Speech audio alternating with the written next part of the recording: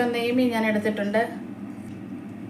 ഇഞ്ചി, വെളുത്തുള്ളി, പച്ചമുളക്, കറിവേപ്പില, 3 സ്പൂൺ കാശ്മീരി മുളക് പൊടി, 1 സ്പൂൺ നല്ല മുളക് പൊടി, 1 സ്പൂൺ മല്ലിപ്പൊടി, 1/2 ടീസ്പൂൺ മഞ്ഞൾപ്പൊടി, അതിനാവശ്യമായ എണ്ണ, ഉലുവ, കടുക്, പിന്നെ കൊടംപുളി വെള്ളത്തിലിട്ട് ഉപ്പ് വയ്ക്കുന്നു കൊടംപുളി. അപ്പോൾ നമ്മൾ എണ്ണ ചൂടായി, നമുക്ക് ഉലുവ ഇട്ട് കൊടുക്കാം. ഫസ്റ്റ് ഉലുവ ഇട്ട് കൊടുക്കാം.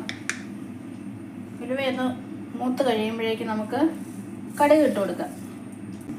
കറിവേപ്പിലയും പച്ചമുളക് ഇട്ട് കൊടുക്കാം. അപ്പം ഇഞ്ചിയും വെളുത്തുള്ളിയും ഒക്കെ നന്നായിട്ട് മൂത്ത്, പച്ചമുളകൊക്കെ ഒരുമിച്ച് മൂത്ത്, അപ്പം മുളക് പൊടിയൊക്കെ മൂത്ത് വന്ന് പുളിവെള്ളം ഒഴിച്ച് കൊടുക്കാം.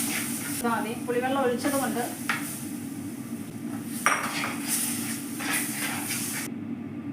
നമുക്ക് ആവശ്യത്തിന് ചാറ് വെള്ളം വെച്ച് കൊടുത്ത് തിളച്ച് കഴിഞ്ഞ് നമുക്ക് മീൻ കഷ്ണം ഇട്ട് കൊടുക്കാം.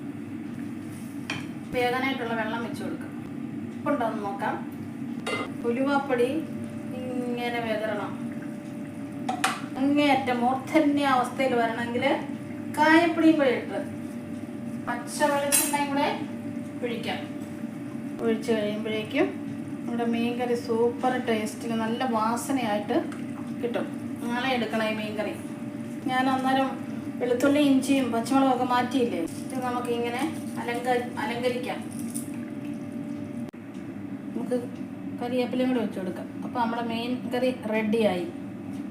അപ്പോൾ ഇതാണ് നമ്മുടെ നെയ്മീൻ കറി. സൂപ്പറായിട്ടുണ്ട് കേട്ടോ. കളർ കാണുമ്പോൾ തന്നെ അറിയാമല്ലോ. ഓക്കെ, അപ്പോൾ ഇത്രയേ ഉള്ളൂ ഇന്നത്തെ വീഡിയോ.